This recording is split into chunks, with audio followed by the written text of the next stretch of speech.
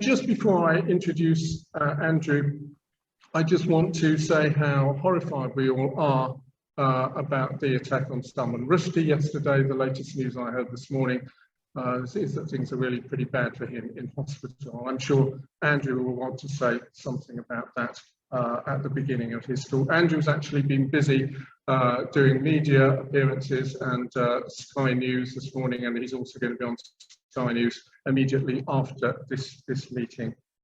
So Andrew is our speaker today. Andrew is, I'm sure you know, Chief Executive of Humanists UK and President of Humanists International. I found out, Andrew, that this is your 6th visit to Dorset Humanists. The very first time you came to Dorset Humanists was in 2008, when you were just merely the humble education secretary for the British Humanist Association. So you've obviously gone up in the world a little bit since then, but thank you you've been a great friend to us over the years, so it's lovely to see you again. I'm sorry we can't have you here in 3D, but owing to the magic of technology, we can have you at least in 2D.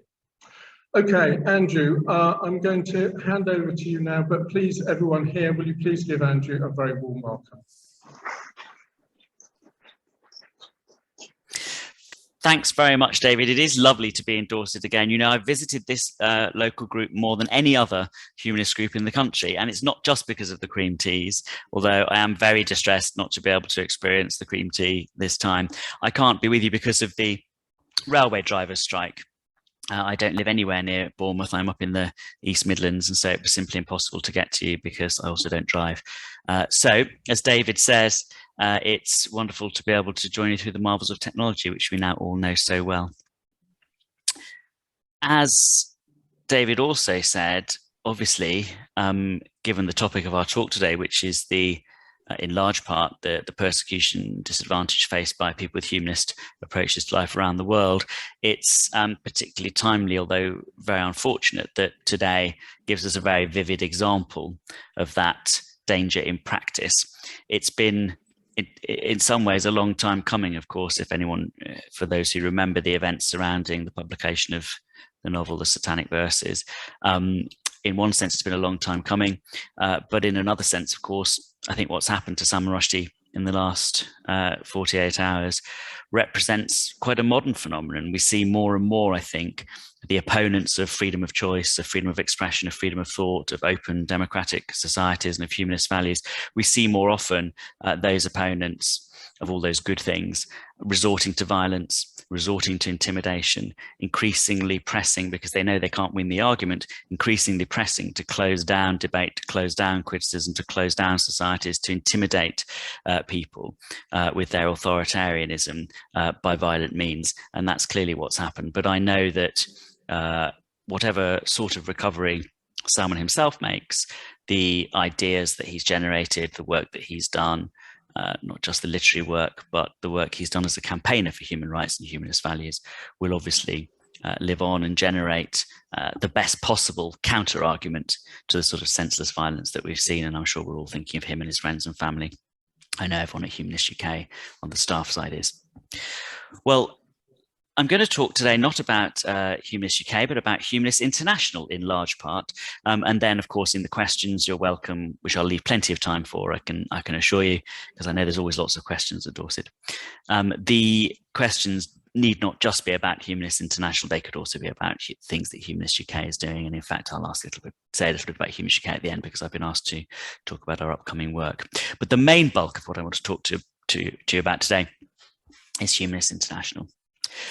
So as you can see here at the outset, this talk is going to touch on the other humanist organizations around the world.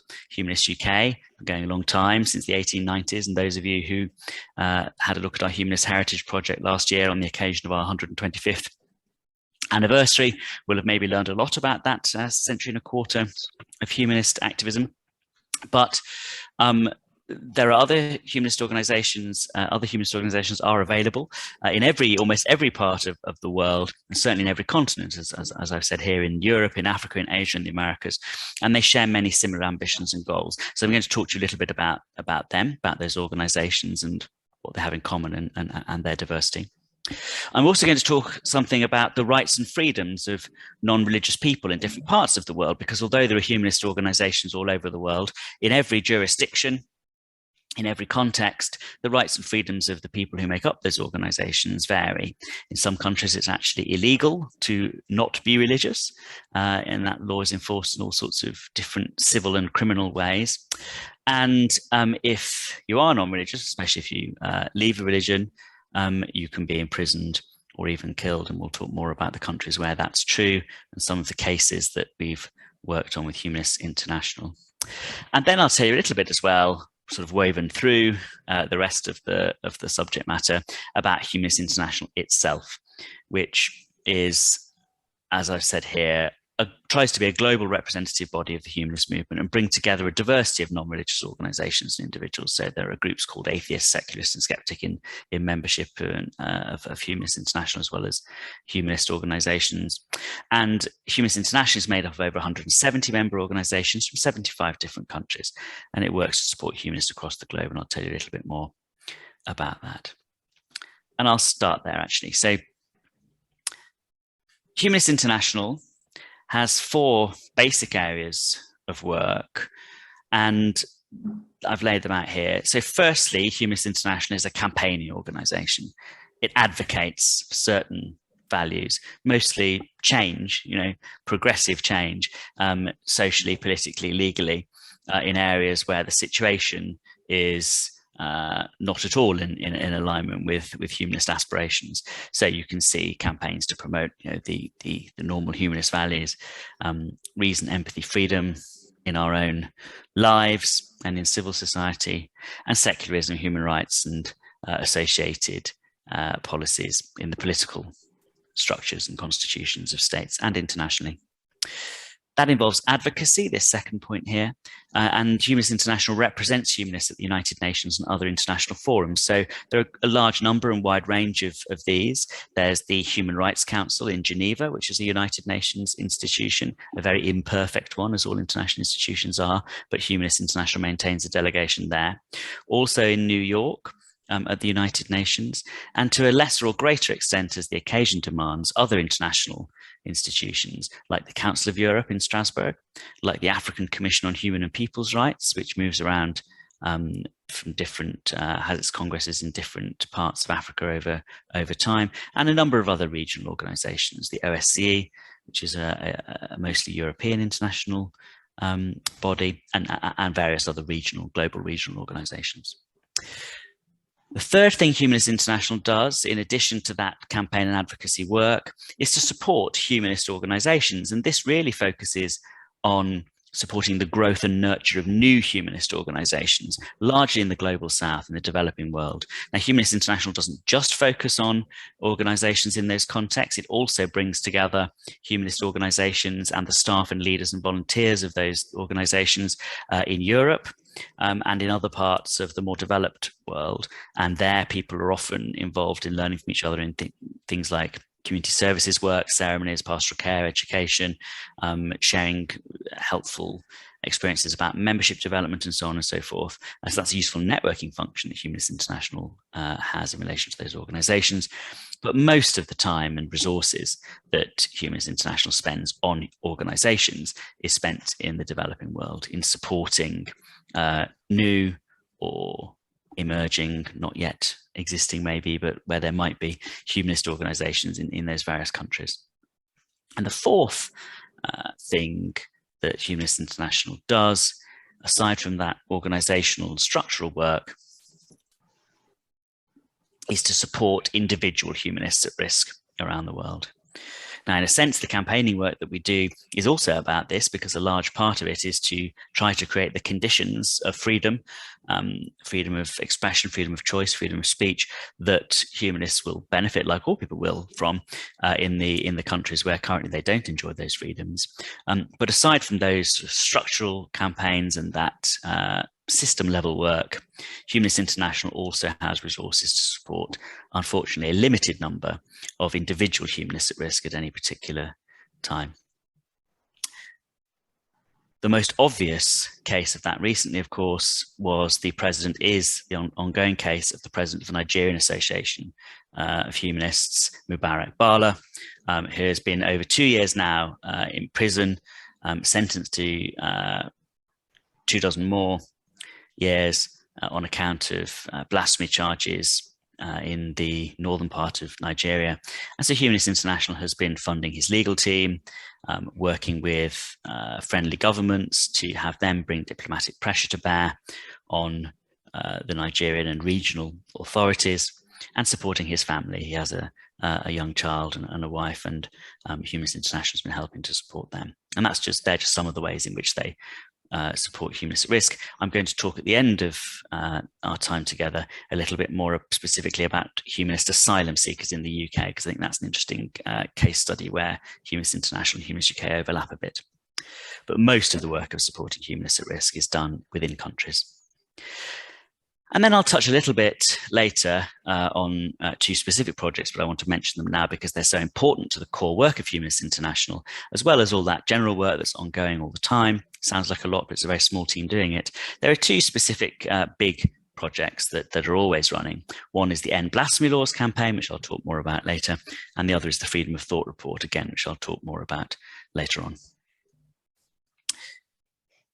Let's talk a little bit about the diversity of humanist organizations around the world before we come back to talk more about the activities of Humanists International itself. There is a huge diversity of organizations, humanist organizations, in all sorts of dimensions, different sizes, different constitutional structures. In some countries, the humanist organization is part of the state and their employees are all civil servants, and they're funded directly by government, somewhere like Belgium. In other countries, like Norway, they're state funded, but they're still sort of NGOs, so the grants that get made to them from the state. In most countries, they're entirely non-governmental. They're civil society organizations that form for voluntary purposes. And in other countries, again, of course, they're not organizations at all. They're underground networks trying to avoid the detection of the authorities because the expression of humanist beliefs is a crime.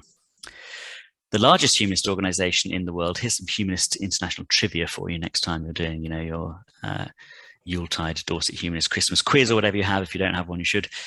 The largest humanist organization, you'll all have the answers now, so you can't really use these questions, but the largest humanist organization in the world is the Norwegian Humanist Association, the Humanists Forbund. They are an example of a state-funded humanist organization.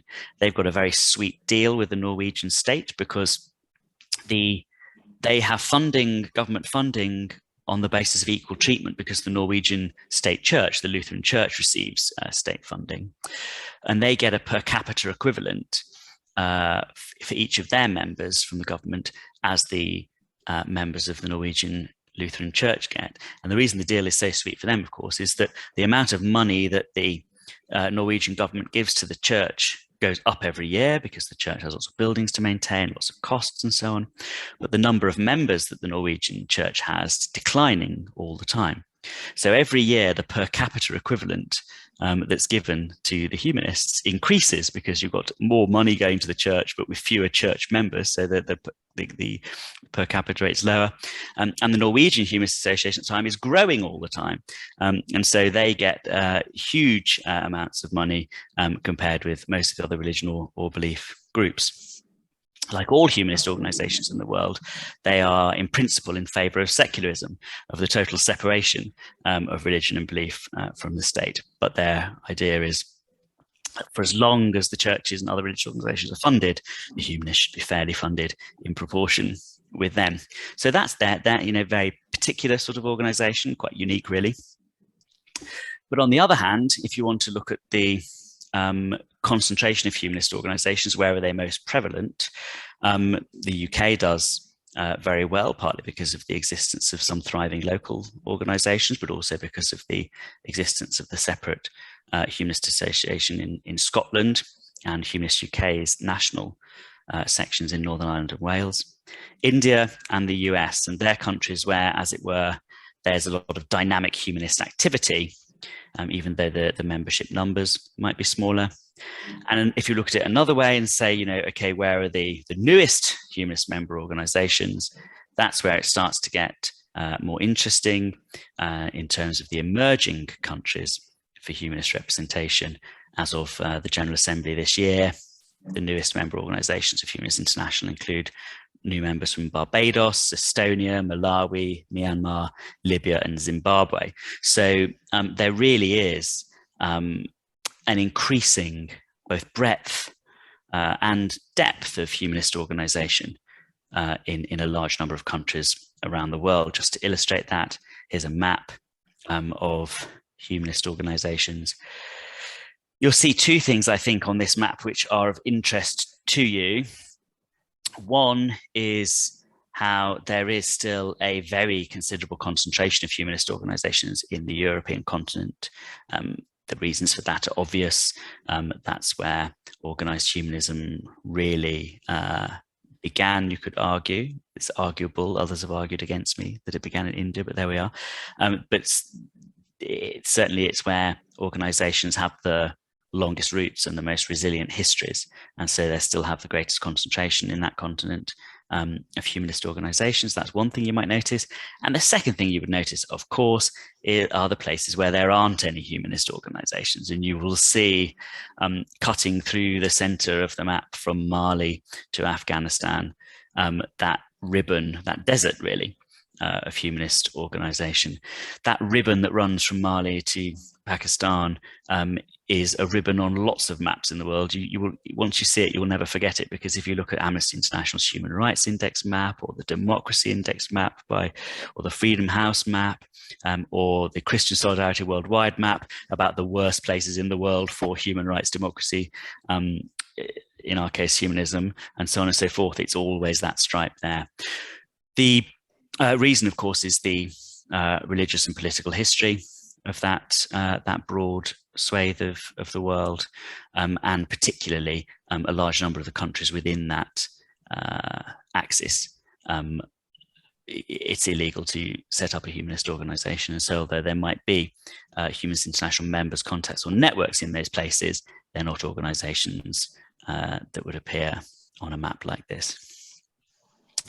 And in fact, if we think about the nature of humanist organizations around the world, both within that region and more generally, a colleague of mine at Humanists International developed this quite stimulating way of possibly thinking about the spectrum of humanist organizations. On the, what do you see it as? Do you see it, is it on the right-hand side of your screen, fighting for acceptance? Yes. It's not some weird mirror image thing going on. Yeah, okay, fine. I can never work out symmetry and mirroring of online presentations. Okay, so on the right, you see that many organizations exist in a situation where they are fighting for acceptance. They are fighting for acceptance of their legitimate values and beliefs. We put in here this end of the spectrum, the Humanist Society Pakistan, which, although it's called Humanist Society Pakistan, is not legally incorporated in Pakistan for the reason I just gave. It's not possible. Indonesian atheists, the Arab humanists. Who else is there? The Pakistan Agnostic and Atheist Alliance, the Iranian humanists. Then shading towards the sort of, beginning to be accepted are humanist organizations in some very historically Catholic countries, Humanistas Mexico, for example, Humanistas Guatemala are in that space. You get then, normally, you notice, and this is historically true as well as at present true of the situation in the world, when you've sort of had a shift in society such that society, at least in part, is in theory, in principle, accepting of the right of people, if not the right, then the existence of people with humanist beliefs and values. You find organizations in countries that are at that sort of moment in their development, or where that's their social context. Those organizations are really campaigning with a G, it should be, obviously. My colleague who I borrowed this from, obviously, good job I disclaimed credit at the outset for this diagram. It was not I who missed the G. But those organizations in those contexts spend a lot of their time campaigning for secularism.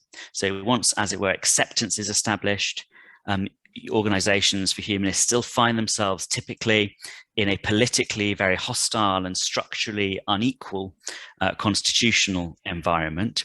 And so the work they're often engaged in is the work of campaigning to change that, to separate religious institutions from state institutions, to have their existence as non-religious belief groups and individuals not just accepted socially but legitimized legally, you know, to remove the civil and legal disabilities that are attached to being non-religious or to being specifically humanist, and to change education systems, legal systems, family law systems, constitutions themselves in the process of campaigning.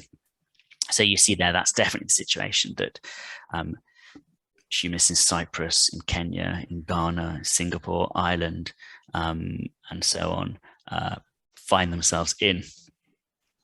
But then when some of these goals have been established, have been achieved, either literally achieved, or the laws might still be on the statute books, but they're not really enforced type of achieved. You find that humanist organizations typically, although they might still be spending some time on some secularist goals, they're spending more time on promoting the humanist approach to life itself. Humanism, humanist beliefs and values as a worldview, as a way of approaching our time in this life, as a moral system, as a framework, as an approach that can be conducive to human welfare, human fulfillment, personal happiness, social progress. And this sort of advocacy of humanism, as distinct from fighting for mere acceptance or changing laws and constitutions, is something that organizations in, for example, the Scandinavian or Low countries in Europe, you see on this part of the diagram, we have the Humanistische Verbund, that's the Dutch humanists, the Humanistisch Verbund, the Norwegian humanists, as I say, Sithment, which is the Icelandic humanists, Dements Nu, that's the Belgian Flemish-speaking humanists, the American Humanist Association. Humanists UK has been put here by my international colleagues somewhere on the cusp between fighting for secularism and having the luxury of promoting a life stance. So is New Zealand, so is Italy. UAR there, the UARR, which you can see, where the U and the A make us a little happy human. That's the Italian organization. They're probably a little bit further into the life stance space here than they would see themselves as being, because they've got so many challenges still with the Catholic Church in Italy and the education system and so on. But anyway, this is, I think, a stimulating, provocative, but also analytically useful way of looking at the diversity and the positioning of humanist organizations around the world. And I think one of the important things that this demonstrates is not just how different the circumstances for humanist organizations are around the world, but also the fact that it is possible to conceive of them all as being on a single spectrum like this. You know, the Indonesian atheists and the Arab humanists and the Pakistan humanists very much like to be on the left of this spectrum. It's not just that they're trying to resolve their problems in that 1/3 of the spectrum that they have. They don't just want acceptance. They want to be at the other end of this. And I think all humanist organizations that are members of Humanists International, anyway, are genuinely pulling in the same direction, have the same aspirations and aims. And that's important, because I think that demonstrates that we're not just a collection of, you know, vaguely liberal, non-religious organizations. We do have a shared agenda, a shared system of looking at the world. Now, oops. Oh dear, out of control. Many ways then in which Humanists International has changed over the years since its existence. I haven't said yet, but I'll say it now. Humanists International was founded in 1952. There were a number of predecessor organizations to Humanists International. In the 19th century, the ethical movement, which was the movement that Humanists UK came out of, sort of, more or less, had founded an international ethical alliance. And there was also, in parallel to that, something called the World Union of Free Thinkers, which was something that was more more involved the secularist and the rationalist groups of the time in bringing them together. But there was great overlap between the Humanist Ethical International movement and the World Union of Free Thinkers Secularist Rationalist International movement. For example, one of my predecessors as the chief executive of Humanists UK, you could call him that.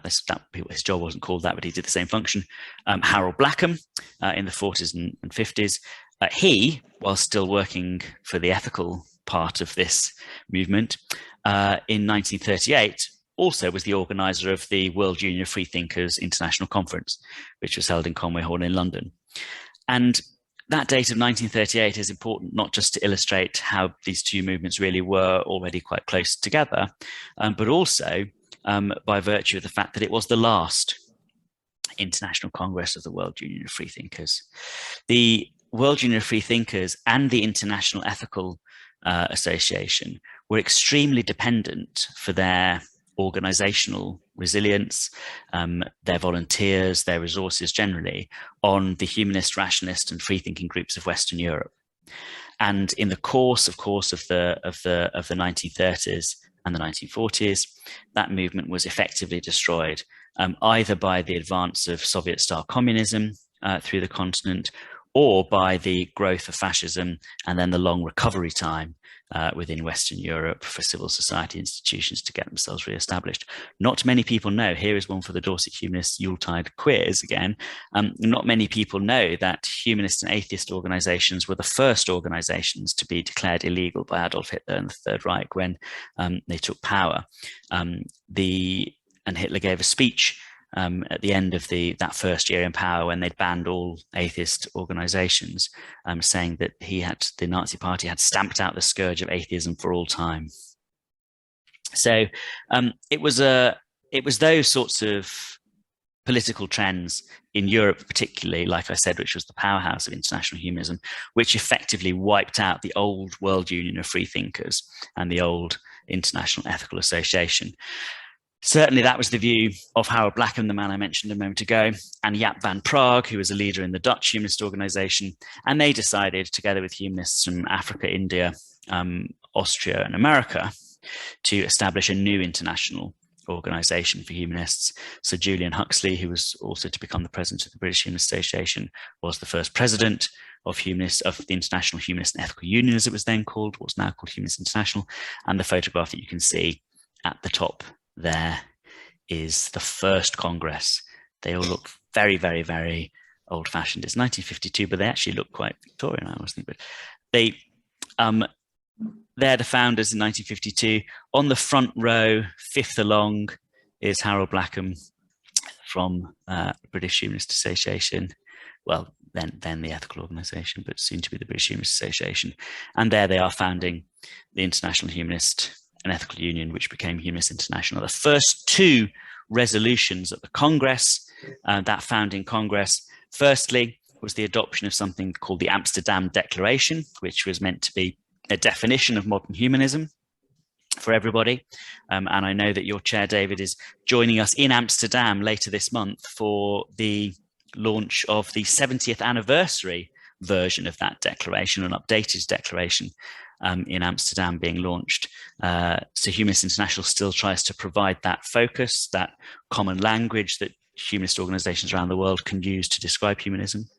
And the second declaration that this founding Congress passed in 1952 was to give full and comprehensive approval and support to the Universal Declaration of Human Rights, which had been promulgated by the United Nations General Assembly just a few years previously. And there, underneath that nice picture of the founding fathers and mothers of Humanists International, is the current board and staff, which for the first time in the last 4 years has contained members on the board from every continent of the world. 5 years ago, we had the first member from Africa join the board. 4 years ago, the first Latin American member joined the board. 2 years ago, the first woman from Africa joined the board, and the first man from Asia. And it's been a great diversification ever since in both board and staff. We now have staff from the Philippines to America, and board members from every global region. So it genuinely is now a diverse global structure. So this is Gary McClelland, who is the Chief Executive of Humanists International. My role at Humanists International is as a president, so it's a non-executive role. Essentially, I chair the board and make some ceremonial statements from time to time, but Gary is the person doing the work, and he does, as it were, at Humanists International, the same sort of job that I do at Humanists UK, the executive job. And he's upbeat in what he says here about the work of Humanists International. Numbers of humanists in all countries around the world continue to grow. Humanists continue to organize themselves and create new campaigns and activities at a higher rate than ever before. From an organizational point of view, the future is very bright for humanists. But I am still concerned that the threat to the fundamental idea of freedom of religion and belief continues to grow. And that, I think, is the central message of any talk about Humanists International and about international humanism, is that we are experiencing now probably the most dynamic period of growth of organizations and of individual activism, certainly in global terms, than we have ever experienced before in the humanist movement. At the same time, though, I would add to what Gary says, not only does the threat to freedom of religion and belief continue to grow, but it continues to become ever more violent and vicious. I want to digress for a moment to talk about this concept of religion or belief, because not all of you may be familiar with this phrase, both in international human rights law and in national human rights law. And it's important because the human rights instruments, you see there Eleanor Roosevelt, who I quite like. She's, a little bit Christian, a little bit humanist. She's a very interesting person to read the thoughts about. She lives at this transitional period between the late 19th century and the mid 20th century. And she writes in her youth about love of God and everything else. And then in the 1950s, she's writing the preface to a book on humanism published by the New York Society for Ethical Humanism, saying humanism is the future. So she's a very interesting person. Her thoughts are very interesting. And of course, she played a pivotal role, as many women did, from both Europe, America, and Asia, in the creation and promulgation of the Universal Declaration of Human Rights. So that's the illustration here.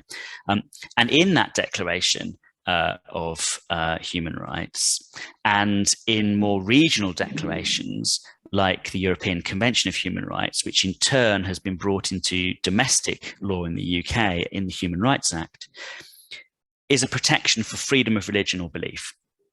And it is under this protection that humanists and humanist organizations make their case and do their lobbying work and take their legal actions and make their arguments that people with non-religious beliefs need to be equally treated and equally protected as people with religious beliefs. And that's because in international UK law, the term religion must be understood to refer not only to those who have a religion, but those with a lack of religion or who hold non-religious beliefs. Treaties, conventions, and acts of law generally use the term religion or belief so as to be explicitly inclusive of the non-religious and give them equal protection and consideration under the law. And you see this at the international level. The UN Human Rights Committee has been unambiguous and quite explicit in saying that Article 18, that's the right to freedom of religion and belief, freedom of thought, conscience, and religion, it's called. Article 18 protects theistic, non-theistic, and atheistic beliefs, as well as the right not to profess any religion or belief. The terms belief and the term religion are to be broadly construed. Article 18 is not limited in its application to traditional religions or to religions and beliefs with institutional characteristics or practices analogous to those of traditional religions. So it is a broad, inclusive, universal right that humanists and other non-religious advocacy groups rely on enormously. Internationally, that's true. It's also true nationally, and some of you may be aware of Humanists UK's current concerns about the government's intention of repealing and then replacing the UK's Human Rights Act.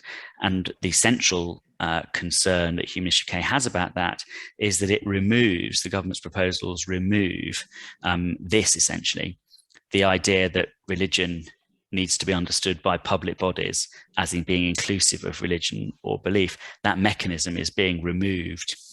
Rather, the mechanism that allows that to happen is being removed from UK law by the government's so-called Bill of Rights bill that's moving its way through Parliament at the moment. Although I did notice, and here's a digression, that Sir Robert Buckland today transferred his allegiance from Rishi Sunak to Liz Truss. And one of the reasons that he gave for that, among many reasons, but this reason he gave is important, is that she has apparently assured him that she will be addressing some of his concerns, which he had as a former Lord Chancellor, about the removal of rights that takes place in this so-called Bill of Rights bill. So we shall see. The great advocate of repealing the Human Rights Act has been Dominic Raab, of course, who is backing what looks like being the unsuccessful candidate in the race to be Prime Minister. So we'll see. The government has been promising for a long time, over a decade, that they will repeal and reform the Human Rights Act, and they haven't done it yet, partly because a succession of Lord Chancellors has in practice not wanted to do it once they got into office and realised, that it's quite an awful thing to do. And so we might not be facing that problem. Anyway, that's a domestic digression. The central point here is that human rights instruments and the protection of freedom of conscience in particular are enormously useful to humanists around the world, because of their codification in international instruments like the Universal Declaration. And unfortunately, humanists and other non-religious activists in this zone have a lot of work to do in order to use these, in order to realise the rights that human rights instruments give them in theory. Here is a map from one of the projects of Humanists International I mentioned in the introduction, the annual Freedom of Thought report. What the annual Freedom of Thought report does, it looks at every country in the world. It doesn't look at every country every year. It looks at every country every 3 years. So every country is reviewed at least once in a 3-year period, a bit like my cream tea, comes around once every 3 years. And so in a rolling program, these countries are all kept up to date. And what the Freedom of Thought report contains is an analysis of the situation for the non-religious in various different categories: criminal law, freedom of speech, family law, and so on and so forth, in different countries of the world, in every country of the world. And it grades them according to whether there are grave violations, severe discrimination, systematic discrimination, and then so on, better and better, until there's free and equal grading. As you can see, one of the things that report demonstrates is that the human rights of non-religious people are clearly denied in many places. 72 countries criminalize either blasphemy or apostasy. 12 have the death penalty for one or other of those victimless crimes. They range, as you can see, from Afghanistan to Iran to Malaysia, Maldives, through to Yemen. Mostly countries where the national legal code has a basis in Islamic religion. Some small success: Sudan repealed the death penalty for apostasy in 2020. And there have been successes in some of those other countries too, death penalties not being exercised and so on and so forth, but it's still a pretty grim picture. And there are many types of persecution of the non-religious short of execution. So in those countries that we've just listed, things are particularly bad, but there is a spectrum of persecution that humanists suffer.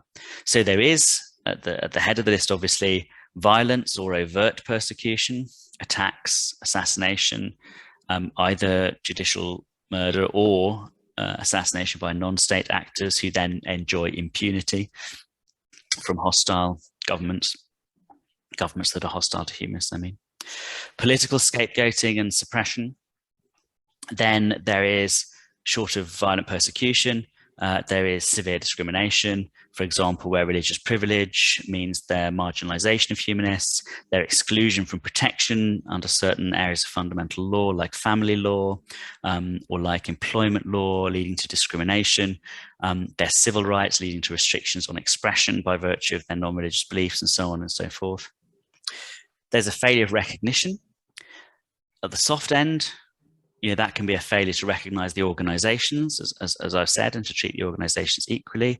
At the hardest end of that spectrum, that's an outright denial of the right of their humanist or non-religious identity to exist.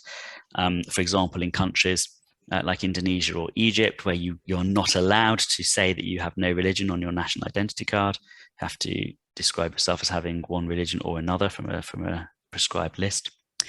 And short of that, of course, but no less severe for the people living through it and no less unfair, is the social prejudice and the taboo nature of breaking away from a religion that many humanists experience. There you go, more trivia for your enjoyment. One of the things that the Freedom of Thought report allows you to do is draw up a sort of list of the 10 best and 10 worst countries to be a humanist. So everyone get over to Belgium, also nice waffles and chips, as well as great regime for humanists, or the Netherlands, ditto, right down to Sweden. And then, of course, the 10 worst. Well, there's no surprise really about who heads the list there. It's Saudi Arabia. And then, of course, very, very close behind, Iran, Pakistan, Afghanistan, and so on and so forth. This is from the 2020 edition, so I guess Afghanistan will sort of be equal third probably by now, if not worse. That's, in a way, a sort of interesting exercise to rank the countries. It's not perfect, of course, nothing is, but it does illustrate, I suppose, when you think about it, actually pretty stark terms, the diversity of environments in which you can find yourself a humanist, and the very different course your life will take based on the fortune, good fortune or misfortune in where you happen to be. You know, from Saudi Arabia at the one end of things to the Netherlands and Belgium at the other. And I think that's can spark reflection in us all.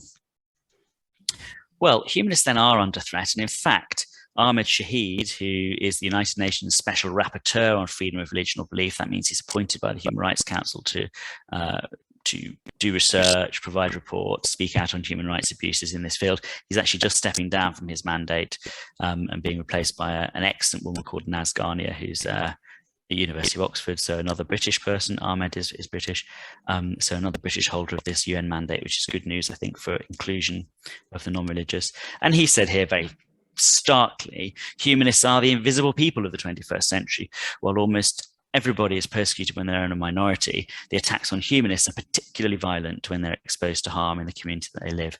And of course, for many of them, the family is not a safe place. His point there, and I think it's definitely a growing truth, is that for humanists, there is to some extent nowhere to hide in the countries where they're coming out. You know, there are not yet well enough established humanist groups to provide them any sort of community and protection. And they've got just enough freedom, maybe through the internet or through social media, to begin to organize, to declare themselves, to start to have, you know, humanist thoughts, just enough freedom for those things to happen. But there's still enough social taboo and state control in their environments for the moment they put their heads above the parapets for them to be, you know, bashed either by their fellow citizens or by their government. So it's a difficult time, a very difficult time in many of these jurisdictions.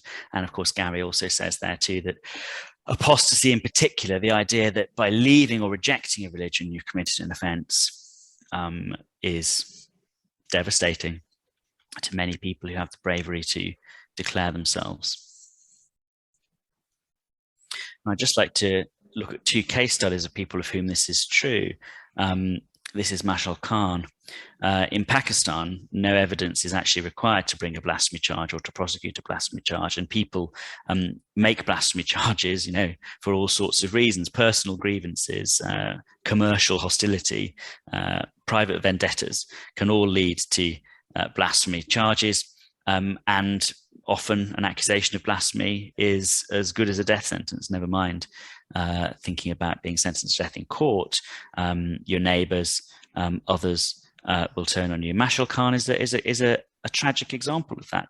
So he was a student in Pakistan 5 years ago now. It feels like, I can't believe it's been that long, but still quite recent, who posted on his Facebook bio, "I'm a humanist," and he posted other non-religious stuff, post "I'm a humanist," and he was beaten and lynched to death by his fellow students on the campus of the university where he was studying for that simple declaration of his own identity and beliefs. And of course, a much more famous example in Pakistan, the Christian Asia Bibi, who attracted much more public attention. And one of the reasons, of course, was because she had much more significant community structures in Pakistan to leverage in order to have her case recognized. So whereas Mashal Khan raises his head above the parapet for 10 seconds by a short post on his Facebook page and is immediately killed. People from more established communities that can offer a degree of protection or formality, in Asia Bibi's case, the Christian community of which she was a member, are able to offer protection beyond that first danger point, and hence to offer some hope and protection of life for people who are distant in that way. Humanists are not there yet in their infrastructure in these countries to be able to do that. Another quite long-standing situation now, because the first killings in this case in Bangladesh, I think we're now, I think they must be almost 10 years, almost a decade ago, but have ongoing ramifications, and violence continues. Humanist bloggers in Bangladesh, and one of the things that their situation demonstrates, and why it's an instructive case study, is that they were targeted by Islamist groups, are targeted by Islamist groups. There was a list of bloggers on a humanist blogging platform, Muktamona, and the Islamist groups that had targeted them published a list, a death list of bloggers, and they began to murder them one by one in order, according to this list. The most notable person who was murdered in this way was Avijit Roy, whose widow, Bonya Ahmed, who was with him when he was attacked in Dhaka, gave the Voltaire lecture for Humanists UK one year, and it's on the YouTube channel of Humanists UK, and it's well worth a watch. And what happened then, in terms of the authorities taking action, was nothing. So not only did the police stand by and watch the murder of Avijit Roy, the whole state effectively stood by, the government and the authorities stood by, as these bloggers were killed one by one or made their way into exile. German humanists were very supportive, as were Canadian humanists, of helping a number of the bloggers to find asylum in their own countries. But total impunity to this day. There's no real justice for any of those who were murdered. And what this illustrates is how easily informal violence, non-state violence, can be permitted and given impunity by the state, and how little opposition to that impunity there is then expressed in practice. It's often politically useful for governments, especially in this particular region, to simply permit violence against humanists and other non-religious people as a sort of outlet valve for people who might otherwise be active against government. And that's just two of the many examples. I really want to encourage you to head over to Humanists International's website to look at some of the other cases and case studies of humanists at risk that have been put up there in the last few years. I want now, though, quickly to turn to the question of non-religious asylum seekers, humanist asylum seekers, because this is work that Humanists UK has recently been doing, but stimulated by Humanists International. Humanists International, in its General Assembly in Malta in 2016, announced that it wanted to work with national humanist organizations in order, as part of its Humanists at Risk program, in order to find humanists safe asylum in countries where Humanist International member organizations had a significant enough presence to support that. And this is a good example of Humanists International operating to bring national humanist organizations together in a sort of shared enterprise, because Humanists UK did answer that call and has worked quite a bit now on the development of an asylum support system within the UK. And this work is very difficult. There are blocks on recognition in the UK for humanists. This is an article from, when would it be? About 4 years ago now, 5 years. And it's the case of Hamza, who went on, thankfully, to be granted asylum and joined the board of Humanists UK. He's just left his term there and is going on now to further study in Manchester, where he's settled. But he was claiming asylum and was asked by the asylum officer questions about Plato and Aristotle.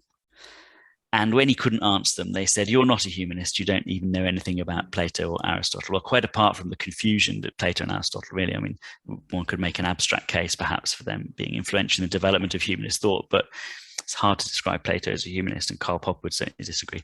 But quite apart from that, it just betrayed a total ignorance of the nature and structure of non-religious beliefs, which are so different from religious beliefs and identities in the ways both that they're held, but also in the types of disadvantage and discrimination that they generate, especially in Pakistan, where Hamza was from, that we took action on this almost immediately.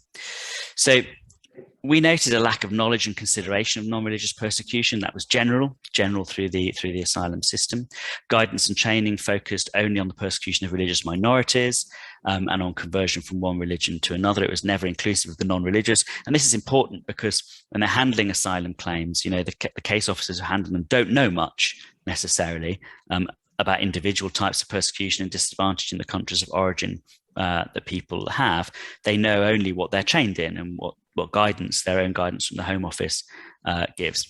Language didn't even refer, as you can see, it didn't even refer originally to religion or belief, only to religion or faith. That fed into a lack of understanding about humanist beliefs and specific issues related to apostasy. The system was treating apostates as if they were akin to religious convert cases, right? So that was why they were asking questions about Plato and Aristotle, because when they ask Christian converts questions, they ask them questions about, you know, well, I don't know anything about Christians, but, you know, bits of the Bible and who said this and what are the 10 Commandments or whatever it might be. You know, they ask them questions of doctrine, and in doing so, try to determine whether or not the people who are claiming asylum are genuine Christians or not, you know. And they were trying to do the same sort of thing for humanists, which of course was a complete false analogy. And for all the reasons that go on to say here, you know, humanism, non-religious beliefs generally actually are not doctrinal, don't require adherence to manifest in a predetermined way. The questions that non-religious claimants were being asked were things like, you know, when did you convert? You know, what was the moment? Describe it, as if there could be, analogous to religion, a sort of conversion moment, and not taking into account the social context of that, the fact that usually, although many people in the UK have often said, you know, they experienced a eureka moment when they realized that the word humanist was the word that applied to the beliefs they'd always had, and, you know, finally they had a way of describing it. For people, especially in very close societies with very religious environments, it's much more likely to be a process, a journey, something that people don't even necessarily have the vocabulary to describe. They may go through stages of, you know, doubt, of dissent, of reflection, of reversion sometimes, and, you know, a cycle of change. At every stage of which they may be equally vulnerable from the religious authorities in their country or in their community. And this was as well as being an error by the asylum system, it also was a very difficult question. They didn't really know how to assess if a person was non-religious because there was no set way of life or doctrines. And so we had to suggest, when we met with the Home Office and the border agency and so on, some examples of how it could be done. Did they have a credible account of their journey from religion to non-religious beliefs, and of the reasons that they had for leaving a religion, if that's what they'd done? Had they stopped following the tenets of a religion, maybe regular worship or fasting or prayer or whatever? Is it possible, if they did still follow some cultural practices, such as celebrating Eid, for example, in the same way that, you know, non-Christians or former Christians in European countries might mark Christmas, that this did not itself indicate that they were religious, but that the system needed to recognise that there's a cultural side to identity and also a religious side, and if you're manifesting still a cultural side to it, that shouldn't rule you out of a successful asylum claim on those other grounds. And also, the other thing that we had to deal with when we started to, off the back of Hamza's case, started to engage with the Home Office and the border authorities, was this idea that non-religious humanist asylum claimants could have their claims turned down because if they returned to their countries of origin and behaved discreetly, they would be safe. Now, this is often something that is told to lesbian, gay, and bisexual asylum claimants, actually, who come from very homophobic societies. They were until recently. I think this has now changed. I know that Stonewall and the Lesbian and Gay Asylum Advisory Service recently worked with government on this to improve the guidance on these matters. But until very recently, one would regularly read in case notes from asylum claimants who are gay that they had been told that if they should just go back and behave discreetly, and then they wouldn't be subject to any sort of persecution, and so they didn't need asylum because they could just go and live behind closed doors. And the same sort of thing was until very recently being said to humanist claimants. How will anyone ever know? Just go back. When other people are praying, just pretend, just be quiet, it's no skin off your nose, just behave discreetly, and so on and so forth. And that was a real problem. I mean, it was outrageous, really. It ignored the fact, as we say here, that religion in many countries is not a personal matter that can be opted out of discreetly. This was quite a sort of Anglo bias, really. People thinking, oh, well, it's just if you, just keep quiet at the Christmas table and no one will ever know, that you've got any doubts, you won't have any problems. In Pakistan, where Hamza was coming from, for example, religion permeated all aspects of his family and work life. His father happened to be very prominent in an local Islamic council, but even if he hadn't been, it still would have been unavoidable. Not only in private life, but in all aspects of the state and all the apparatus of government and so on. So it can't just be ignored and avoided in that discreet way that the system was implying. And more importantly, no one should have to act against their conscience in this way. It's not acceptable to say, just pretend, just behave discreetly. Otherwise, they would say that also to Christian claimants. Oh, well, be Christian in private and then pretend to be a Muslim in the mosque. I mean, that's completely so. They wouldn't have said that to Christian claimants, but they were happy saying it to non-religious claimants as if somehow our humanist beliefs were an absence, something that could just be, disguised, and that you wouldn't mind taking part in various religious festivals because, after all, what skin is it off your nose? But that ignores the fact that non-religious beliefs are as important to their holders as religious beliefs are to their adherents, and not participating in an act of religious observance is as important a manifestation of your belief and non-belief as participating in an act of religious observance. Well, the good news on that was that through all these arguments, we were able to convince the Home Office to completely rewrite their asylum guidance, which they have now done. We provided training to every single assessor of asylum claims in the country through our staff team. That was a very roller coaster over 3 months. They went around the country and trained everybody, every single person. And that training has now been mainstreamed into the training given to anyone who's assessing claims in this way. And in addition to those two really transformative, system-changing, revolutionary things that Humanists UK did with the Home Office, we've been able to set up our own service supporting humanist asylum claimants, and we have so far 100% success rate in the 30 odd cases that have been taken forward. We're still dealing with almost the same number again. So why do I mention this? Well, it's because it's a good example actually of humanists cooperating internationally, because one of the things that started this off, well, the thing that started this off was the call by Humanists International for national humanists to step up their efforts in supporting humanists at risk. Obviously, it would be ideal if humanists at risk were able to remain in their own countries of origin in order to build the humanist movement there, but that's not always possible. So it was a good example of cross-border collaboration, and it's also a good example of cooperation between humanists in different parts of the world in practice, because when we're preparing asylum claimants' cases, we rely on the information in the Freedom of Thought report to create country reports to be persuasive for asylum claims. And that information in turn has been provided by humanists in the country of origin who have worked to analyse and assess that information there. So it's a good example of international cooperation. That's why I mention it. The End Blasphemy Laws campaign that I said that I would mention a little bit more, I'm only going to mention briefly. That is a campaign that began at the beginning of the 21st century, and its first effort was to combine the forces of NGOs and Western governments to defeat a number of resolutions that were being promoted by Russia, China, and the Islamic states under the Organization of Islamic Cooperation, which was attempting to create a new international norm that offending religious sentiment was discrimination on religious grounds.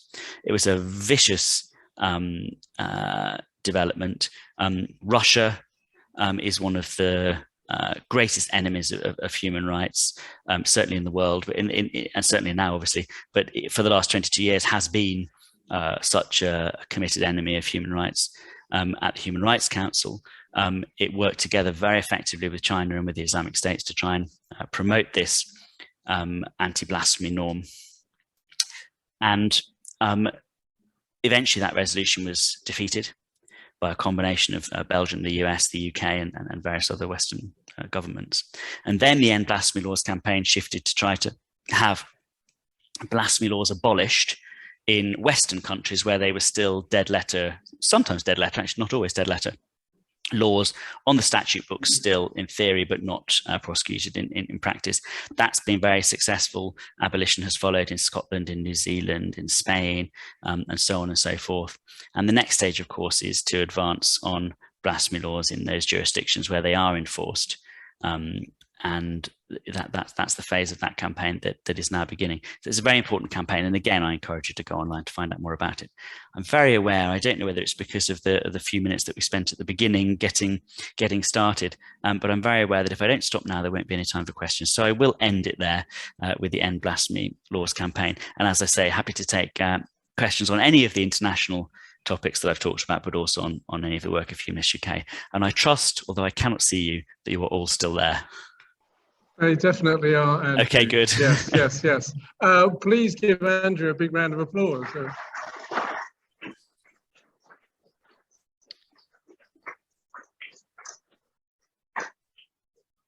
Thank you very much, Andrew. So yeah, we've got about 15 minutes left for questions. So I'm just aware of the fact that some people have joined us online as well, and they may have some questions if they would like to raise hand in the usual way. But let's see if anyone in the live audience here has any questions bubbling up. But yes, okay, so we've got Aaron has got a question for you. Can we get a microphone to Aaron? Hopefully you'll be able to hear him, Andrew, but if not, I'll repeat the question. Thanks. We're just getting a microphone to Aaron. Hello, Andrew. I can just about hear you. Hello. Yeah, the Article 18, was it? Yes, Article 18. It seemed to be a catch-all of anything. So if my belief was to sacrifice a dog to the Lord of the I can't hear. There's a big echo, so I'm not going to interrupt you again. I'm just going to ask David to repeat it at the end, if that's right. Okay. And then, yeah, if you can pass that, it seems to be a catch-all thing where why wouldn't just make a religion sacrifice a dog or something? People would have to respect my belief, and I think there's something wrong with that. I will try to repeat that question, but yeah, Aaron was saying if people just make up a religion and to sacrifice a dog or something, and then will that just be respected by the authorities, or what's the situation? Yes, this is a really good question. So it's a question actually not just about the specific Article 18. It's actually a question that has relevance to all human rights, because it's in the nature of the human rights framework that Clause A, as it were, here's the human right. Clause B, here are the circumstances in which that right can be limited. So all human rights treaties, including the Universal Declaration and the European Convention and the Human Rights Act domestically in the UK, contain both the statement of the right and the circumstances in which a state that is agreeing to this, to protect this human right, can limit it in practice. Now, some human rights are what is known as unqualified. So the right not to be tortured, for example, is an unqualified right. So no government can say, oh, actually, I had to torture them for this specific reason. But other human rights are qualified human rights. And freedom of religion or belief is a qualified right. So actually, it splits into two ways. So there's two aspects to freedom of thought, conscience, and religion or belief. The first is what's called the forum internum, which I don't know why they use Latin for it, but what that really means is you're inside, the inside world, the forum internum, the inside world. And then the second aspect to the human right to thought, conscience, religion, belief applies to what's called the forum externum. So your outside yourself rights. Okay. Now, this is important because the forum internum, your freedom of thought, belief, and religion and conscience in your head, your right to hold beliefs and not have them interfered with, is an unqualified right. But the forum externum, so your rights to act on your beliefs and your conscience and your religion, if you have one, is a qualified right. And so if we talk about Article 18 in particular, and the way that has been qualified, although as I say, most human rights are qualified, the qualification clause that relates to Article 18 says that freedom to manifest one's religions or beliefs may be subject only to such limitations as are prescribed by law. So that's the first test. It has to be a clear law that Oh, was there a little? I'll just mute Meg. Yeah. Oh, is it? Carry on, Andrew. Someone was asking if I wanted water. I would like some water, actually. I think I'm going to have some water now. Now, where was I? Oh, the qualification. That's right. So the qualification. Oh God, now it's Sky News. Hold on, sorry.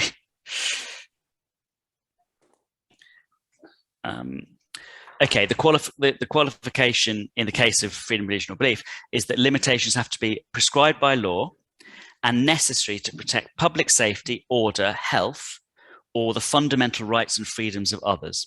So that last one in particular is the usual way of qualifying a human right. So human rights would typically be stated.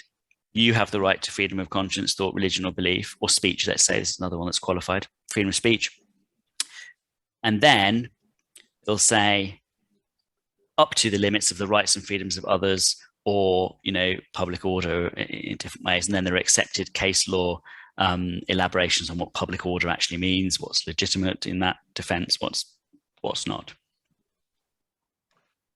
Thank you, Andrew. I'll test Darren on that answer, but he's given a thumbs up to it. So, yeah, great. I can see that Marjorie are you in Dorchester or Weymouth, yes. Marjorie? I'm in Dorchester. In Dorchester, what's your question for Andrew? I wonder where the overlap between the work of the Humanists International and the work of Amnesty International comes. You seem to be doing similar things, although possibly looking on different sides. And how often do you work together and pool resources for particular cases? Yeah, we work. I mean, Humanists International works with Amnesty International whenever possible, and we've had good support from Amnesty International for some of the individual cases, like Mubarak Bala, for example. They've given a lot of support by publicising his case to their own members to take action. On the advocacy level, their advocacy aims are a bit different from Humanists International's. They're much broader, and so we collaborate on the areas where we overlap. Right. Thank you. Thank you. Thanks, Marjorie. Okay, yes, Simon. Simon Bowden, can we just get a mic to Simon? And if Andrew can't hear you, Simon, I'll try and repeat your question. So try to keep it simple.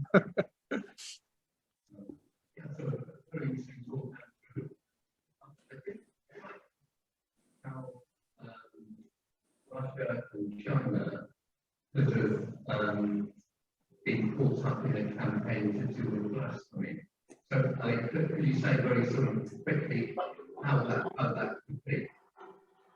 Andrew, do you want me to repeat that question? I didn't hear any of it, I'm afraid. Okay, so Simon was asking, he was rather questioning the idea of Russia and China being somehow caught up in a campaign for or against blasphemy. And well, they were the architects of the campaign, not they weren't caught up in it. Right. They were the architects of it. I mean, obviously, this was part of Russia's at the time, and since this has been completed, of course, but at this point we were talking about, sorry, I keep pinging with news things. At the time, of course, that the Putin government was only beginning its alliance with the Russian Orthodox Church, but obviously that's gone a long way since then. But at the time, they were very keen on building a religio state, really, in the sort of revived establishment. Putin sees himself as a Christian warrior, and that's in all his rhetoric, and the lax, decadent LGBT Westerners, he likes to talk about those, and contrast them with sort of vigorous Russian Christianity. So, I mean, that's him. That's the Russian side of it. China typically supports any moves to limit people's freedom of speech, freedom of expression, and freedom of thought. So they had that. For them, it was part of a broader agenda, which is that they were saying, as they say in relation to other human rights, that they didn't disagree with human rights, but they had to be expressed with respect to traditional values. And traditional values was the phrase that Russia and China agreed on, and that the Organization of Islamic Cooperation agreed on as well, because of course traditional values meant different values to each of them. What they were all arguing against was universal human rights. In that case, freedom of belief and freedom of expression. That's great. Thank you very much, Andrew. Yes, the gentleman here.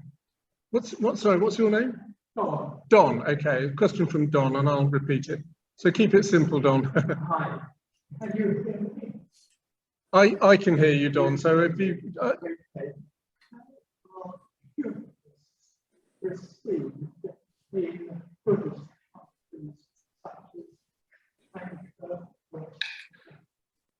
Okay, thank you, Don. So, Andrew, the question was, do you know how are humanists received in Buddhist countries such as Sri Lanka?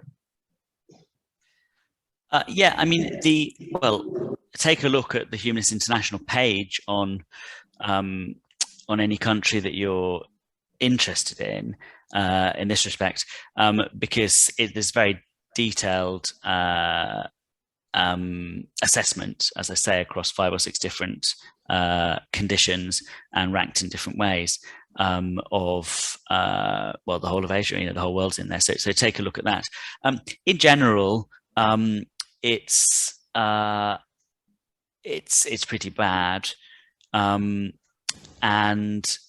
we have had, for example, humanists persecuted for the publication of poetry and blogs. And I wouldn't say that state Buddhism is any different really from other sorts of state religion, especially in that particular region.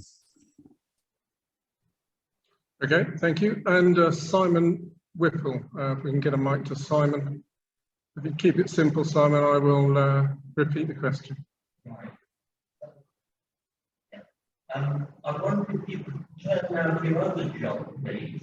I'm very interested to know what your vision is for the future of humanism within UK, given that we have now achieved the first 2 aims broadly on the 3 aims that you put up on that interesting slide.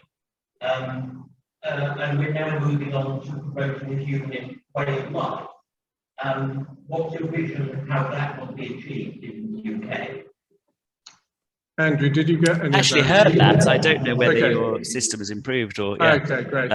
Yes. Well, first thing to say, the first 2 of those 3 dimensions on that slide are still relevant for us in the UK. For example, we have a whole program.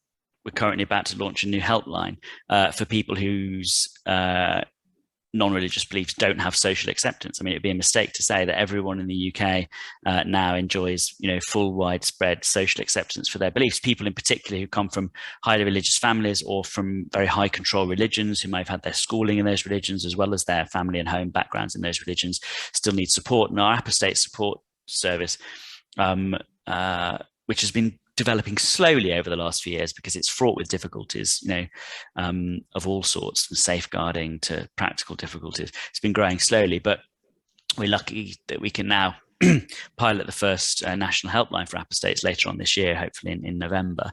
And so, there's still quite a bit of work to be done there about social acceptance. And after all, that's a growing segment of the British population. So, it's not job done in relation to that, and it's also not job done in relation to the campaigning for secularism. We're a pretty extreme outlier, actually, especially in the Western world, in terms of the influence of religious discrimination within our system. Still, we're we're the only country in the world to require daily worship in our state schools.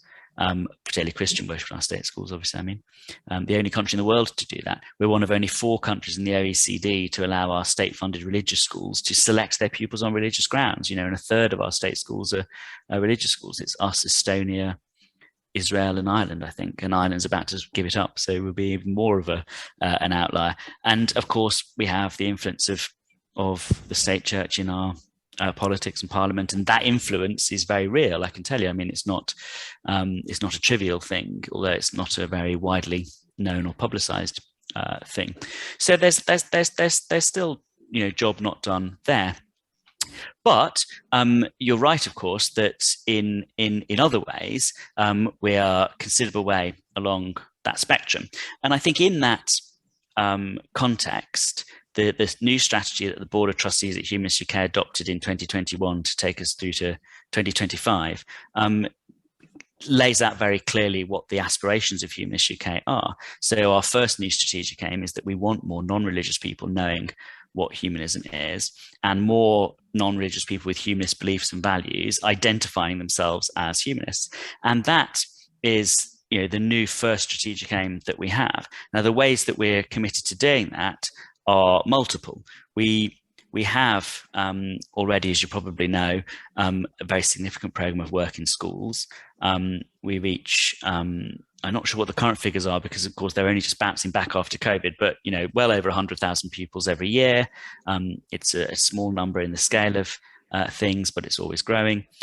With our school speakers, we have resources for schools. We had a campaigning success that brought humanism onto the school curriculum in Wales compulsorily from September. We're working on that same development in England and in Northern Ireland.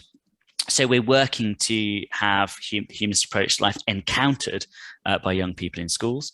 We're working to bring legal humanist marriage to England and Wales. We know from Scotland that public awareness of what humanism is and public self-identity as humanist has, gone almost vertically since humanist marriages were made legal in Scotland.